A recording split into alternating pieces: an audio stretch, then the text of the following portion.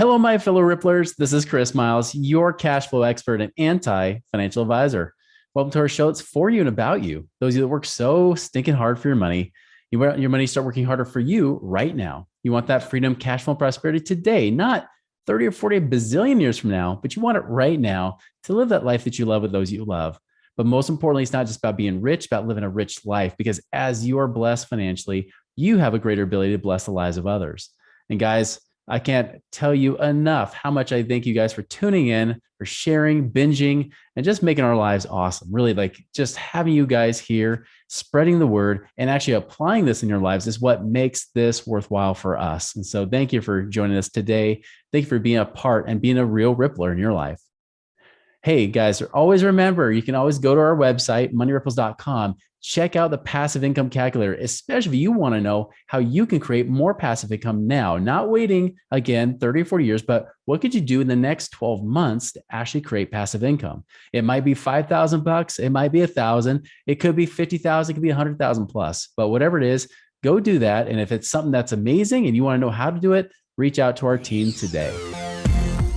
Chris Miles was able to retire twice by the time he was 39 years old, but he's not content to just enjoy his own financial freedom and peace of mind. Chris wants you to have your own ripple effect so you can live free today. He's not the financial advisor you expected. He's the anti-financial advisor you deserve. He's jumping behind the mic right now, ready to make waves. Here's Chris Miles.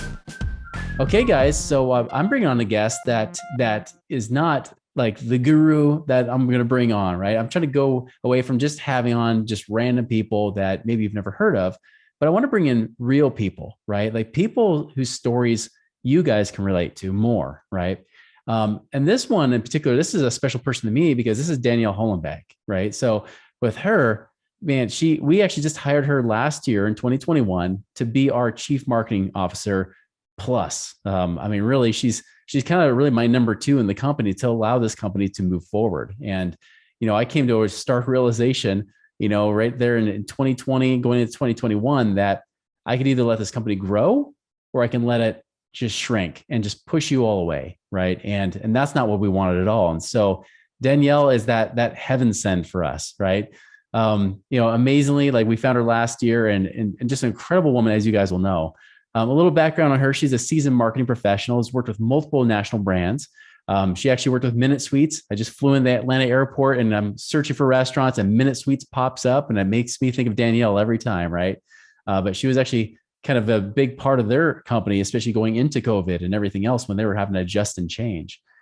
She graduated from Syracuse University in 2018. Guys, she is still in her mid-20s, like incredible, with over 5 years of marketing experience, even in podcasting and media, just done amazing things. Lives out in Iowa right now. So she's in the heartland of our country right now. So Danielle, welcome to our show. I'm glad to be here, Chris. Thanks for having me on. So give us some background on you. Like, how were you raised? How did you grow up? What were the stories about money in your household? So I'd say a different childhood. I was the last of 6 kids. Mm-hmm. So right there, that changed our whole family dynamic. I mean, with having 6 kids yourself, there was difficulties at times, lots of personalities, and money issues. My dad actually was a small business owner for the majority of my life. When the recession hit in 2008, he actually sold his business because he was trying to get out without losing too much money in the insurance space. That's where he was. And he started working for the company that he used to sell for. Well, that kind of put a little bit of damper on some of our money and just cash flow because he wasn't getting those big commission checks, things like that. So I saw from an early age that how to manage money and make it work in a house. A lot of budgeting was something that my mom tried to get across because she was a stay-at-home mom. So her big thing was when we had the agency, she was kind of the accountant of it. She'd keep track of the books, things like that. And then of course she was the accountant of our household because she was the one buying groceries, paying bills. But my mom and dad, they were definitely a united front and they both wanted us to know about money. Even though, they didn't have a lot of it, they managed it well. So I think Yeah. that's what really made me in my adult life be able to manage money and just kind of know a little bit more about, you don't want to be spending everything every month. You want to make sure that you have, some reserves in order just in case, because things happen in life. So they were kind of, though, I wouldn't say they were savers necessarily, because there wasn't that much money to save, but they definitely weren't risk takers. So even when I told them about when I got this job, they were like, oh, we don't know anything about this alternative investing space or anything like that. So they were actually interested. And now my dad is actually retired. He kind of he had to be forced into retirement like many people during COVID. So now he's trying to see what can I do with my 401k. So funnily enough, he's been listening to your podcast, seeing like, hey, maybe this is something I should get into, as real estate for us, especially because we are in the heartland, and a lot of people are renting in our area. So even if he just wanted a few properties, he's been looking around, seeing what deals are out there. That's great. Now, I'm sure there's a lot of people, our parents right now, saying, well, wait, how did they do this? Because obviously you got a really good head on your shoulders, right? I mean, that's the one thing that I know a lot of people, when they have their kids in their early to mid 20s, they're like, well, yeah, but my kid knows nothing. I don't even trust them with any money, right? And you're definitely not that way. I mean, was money an open conversation when growing up in your household, or was it more something you just learned from trying to watch their example? So money was actually very open in our house. It's probably because we didn't have that much money. So there's a vivid memory of me as a kid. We only had a 3-bedroom house, so we all were crammed into the attic, and we all slept up there, which, I loved. It was almost like summer camp every night, which was great. But so my mom came up, she woke us all up on a Saturday, and she's like, we're going to have like the electricity turned off and the water turned off today if my dad didn't get his commission check to come in. So my mom was like, we're going to say a prayer right now, and we're going to just pray to God that we get this money, and that, things we can pay this and at least move on to the next bills. So we prayed, and that Saturday, the money came in, we were able to pay the bill, and it was just like a huge relief. I mean, that was one story in my life that affected me, not only with, money is very, very important. You got to make sure you have enough coming in to take care of your family. But it also was just kind of a story about about God and how I feel about religion, because I do put a lot of trust in God. And I think that has also guided me in life. It was just, praying a lot and hoping for the best, and knowing that I will be taken care of. Oh, I love that. That's great. Yeah, it's cool that they were like so open about that, because I know for me personally, like I wasn't even that open with my kids when we were having a lot of the struggles, right? Like even now, like as they've gotten older, I've started to tell them some of the stories. They're like, wow, we never knew, because like, for example, I remember within the first year or so of launching Money Ripples, we burned through all the savings, used up all the credit cards. We're on super lean, waiting for that check to come in or not, right? And we're praying like crazy. And I remember one time I was in the middle of a webinar for somebody, and then all of a sudden I lose internet, right? And find out it wasn't just internet, I lost power. The company turned the power off because we were behind on our bill. And so I had to go, and luckily the cell phone was still working, right? So I went and turned on the cell phone hotspot really quick and went back in. It's like, whoa, hey guys, I don't know what happened here. But I found out later what happened, because I wasn't sure. I was like, okay, either power just went out randomly, or they just shut off my power. I didn't know it. And so it's one of those things that can be really stressful, especially when you're raising a big family. Oh, no, it definitely was a stressor, especially in the early years of my childhood when my dad was establishing his business.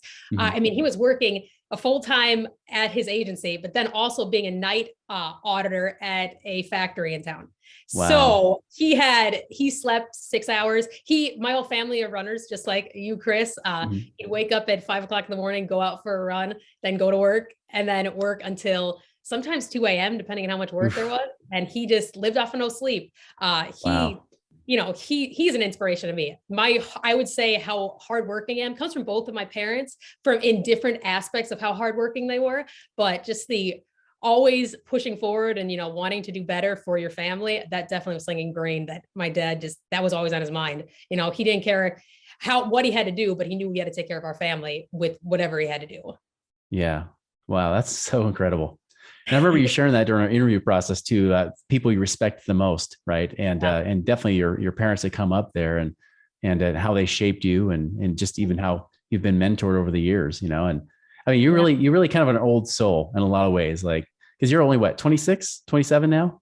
Yeah, I'm 26. I'll be 27 in March. That's right. 27 in March. I have to accredit my old soul, I think, to being the youngest of six kids, because I saw my brothers and like the mistakes they made, even like careers they went into. And like a lot of my family's teachers, and my oldest brother's a lawyer. And when I saw their lives, I was like, oh, maybe it'd be fun to be a lawyer, maybe it'd be fun to be a teacher. But when I saw them in their professional life, I was like, I don't know, this isn't really for me. And then they tell me about the stories that happened at work, or like even when they were in college, things like that. And I'm like, well, maybe I shouldn't do this decision. Maybe I should learn from what they're telling me and, kind of carve my own path. So I'd say that probably set me up really well. And I know some people will say like the youngest, oh, they're babied, whatever. They're spoiled brats. Yeah, they're spoiled. The parents have gotten so lenient on rules by now, which I do have to say, my parents did get a little more lenient on rules, but it almost was better for me because it was, I'm not very good with strict rules. I think, for my PI, like I need to have a little bit of flexibility there. And early on, my mom learned that I was super bossy. I would boss around my older brothers and want things my way. So I think she knew, okay, I have to approach this child different than the other ones, because the other ones were a little bit more compliant to the rules.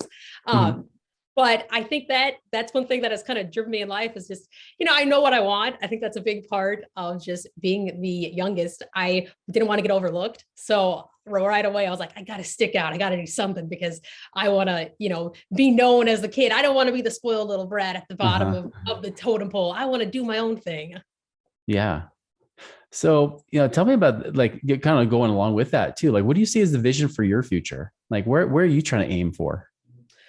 So I actually, it's funny you ask, because it kind of brought me to actually applying for this job in the first place.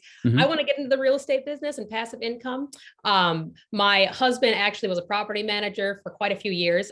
His family, his dad had a partner that they had a few properties locally here because he's out in California. So obviously he's not going to buy property out there.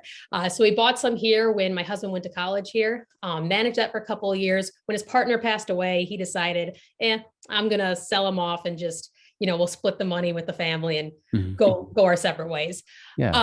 Which, that was cool. But that little taste of real estate and just how it worked, that really got my husband and I super, super interested in it. And my husband actually runs our marketing company. So that's his deal right now. We both work from home. And we got a few clients here locally, but one of those clients actually connected us with our mentor in real estate. And I talked about him in our interview too. But yeah, he is just a great guy. He used to own a lot of real estate in this area. Now that he's older, he started selling some of it off. But he's been talking to us and trying to get us some deals and, get us into the real estate business. And obviously I have you to talk to too. So I have a lot of good mentorship right now. And with this for, our future, we want to make passive income so we can spend time with our family. We actually, I have two kids that are, one just turned 2, one's going to be 1 here in a couple of months. So very close in age. We also want to get out of Iowa at some point, whether that be going to California or going somewhere else warm. I just don't want snow and ice anymore. I'm willing to go anywhere that's warm. So that's on our horizon. But when we do move to one of those nice warm places, we want to be able to enjoy it. So, we're living in a place right now where it's pretty cheap. Cost of living is cheap. We can start building our passive income, portfolio, get some assets on our side. And then hopefully make enough passive income that we can move to whatever warm place we want to and enjoy it instead of working 40 hours a week. Cause that's never been something my husband and I have liked.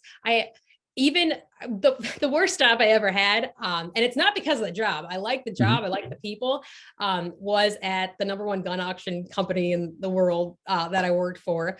And it was just because it was 40 hours plus in an office. You're sitting in a chair, you are in a cubicle, and it was just not me. I got a lot done just because I knew I had to work, but my mental state just at the end of the day was just not, I wasn't happy. I didn't want to be there. So I made a decision pretty early on when I had my first son. that I couldn't go back to that job. I had to go and find something else. And I personally have always loved startups, marketing for companies that just needed to like just establish themselves. That has been like my favorite, most exciting companies I've ever worked with. So that's when I found the Minute Sweets job that you were talking about, was actually right here locally. This was like a sign from God. I talked about how I pray a lot. My whole pregnancy with my son, I prayed and prayed and prayed. Have a remote job come up. I don't even care if it's part-time, anything, just give me something. And literally 3 days after I had my son, this popped up on LinkedIn, and the CEO of the company reached out to me and said, "Hey, you look like an interesting candidate for this job. Are you interested?" And I was like, you know what? This might be a scam. I don't know. I don't know anything about this company, but I'm going to do an interview just to see.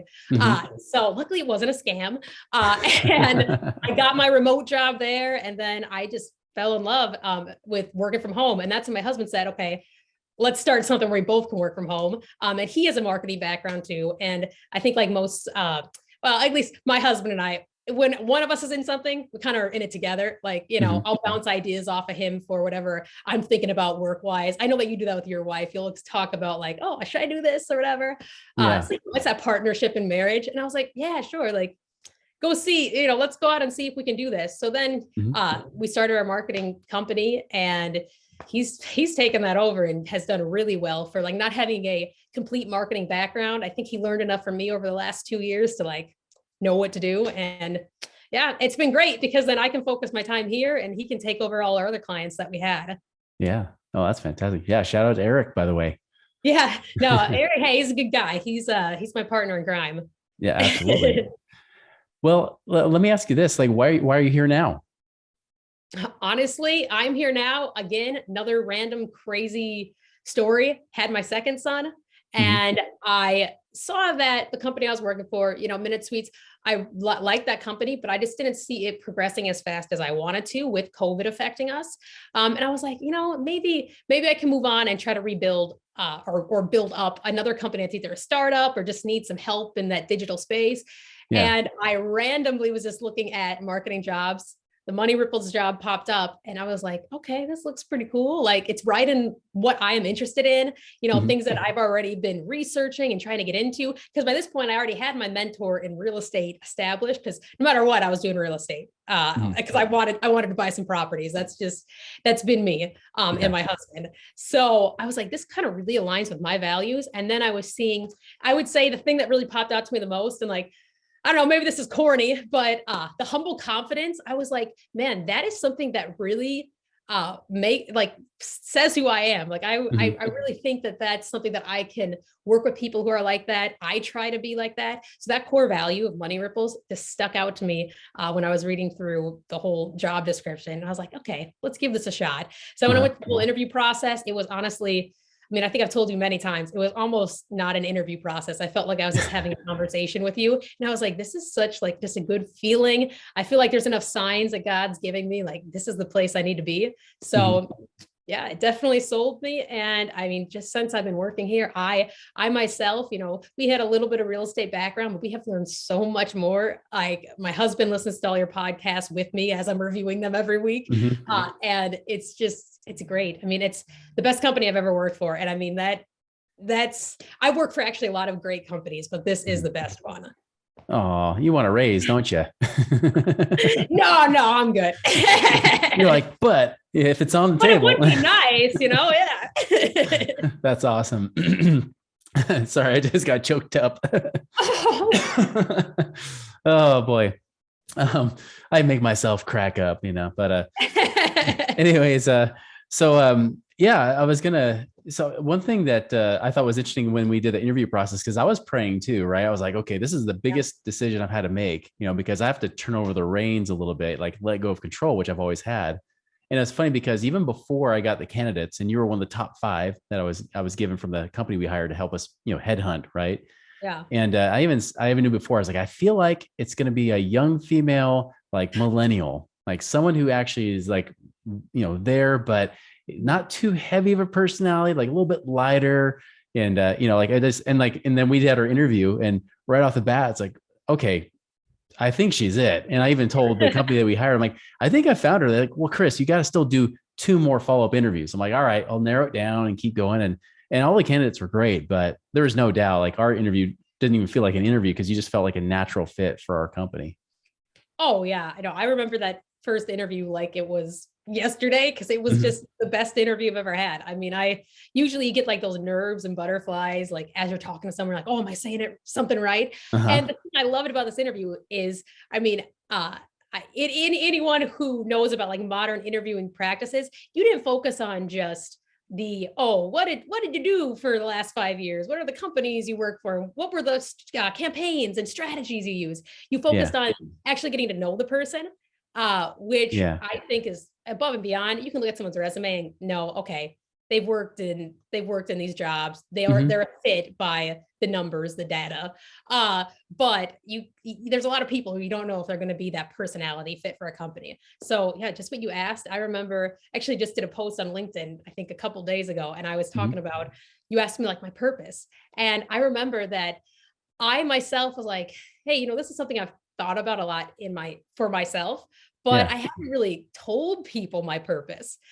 So when I told you, my purpose is to, when people meet me and talk to me, I want to make their day better after, we've had our conversation. I was like, that's something crazy where I've been thinking about that for a long time. I mean, years now, I have thought about this is my goal for the day, but I've never brought it up or said it to anyone. So it made me, I remember I actually cried a little bit in our interview. I think it was when I was talking about my mentors. And I was like, I've never cried in an interview before. Like, that is crazy that, I have this emotion. And that was almost like another sign where I was like, this is just a place to be. Like, there's a deeper connection here than just, oh, this is a job. Yeah, exactly.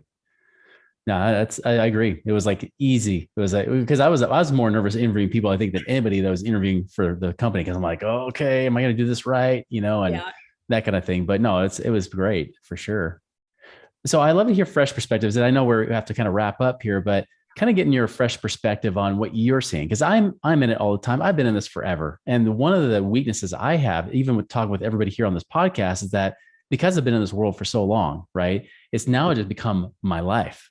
But for a lot of people coming in, like, this is a completely different way of thinking and doing and dealing with things. And I get that conceptually, but again, be on the outside or be more inside of it all. I don't see it. From your perspective, what is it that we do that's different or unique than anything you've seen out there?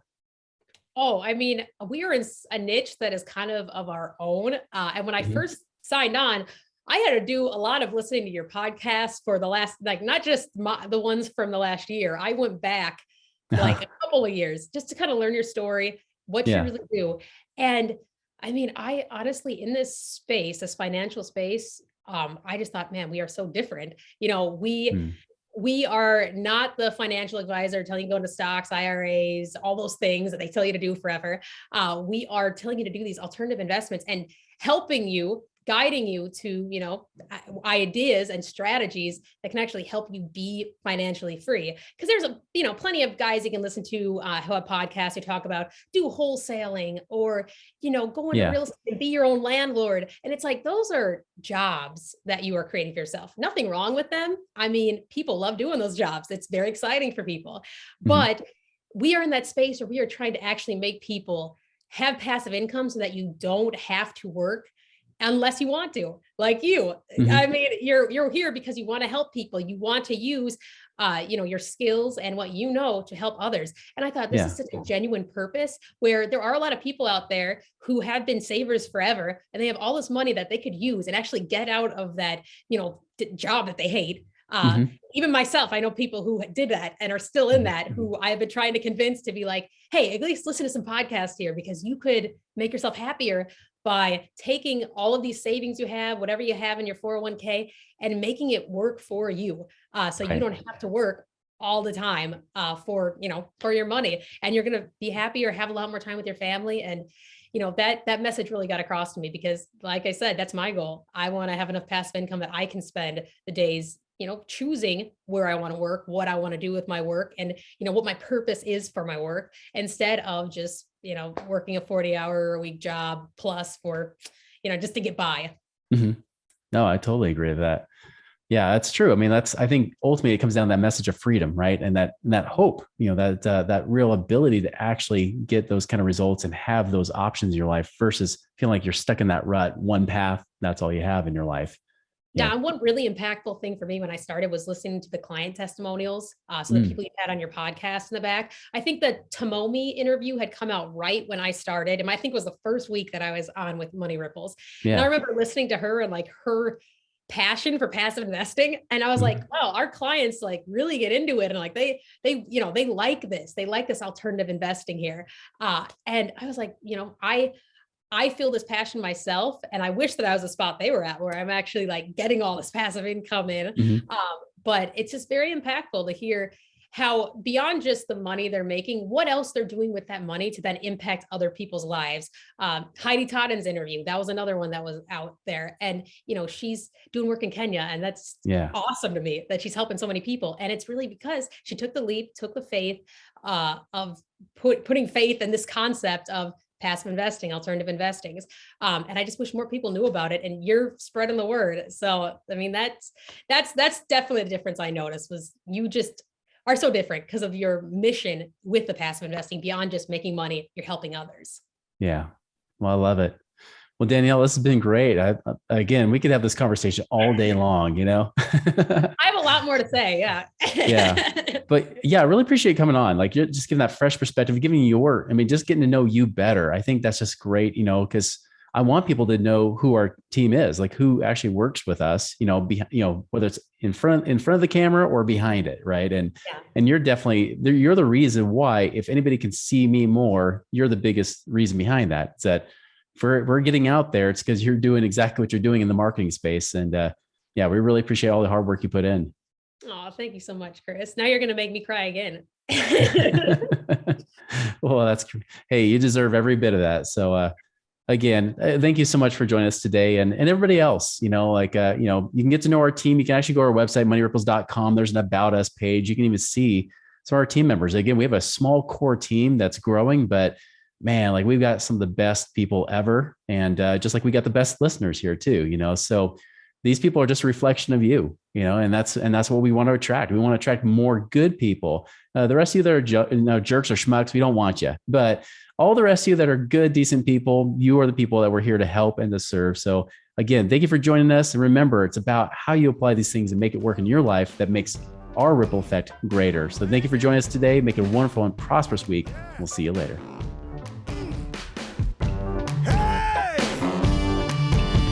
Visit us online at moneyripples.com for more resources to help you fix money leaks and get your money working harder for you now.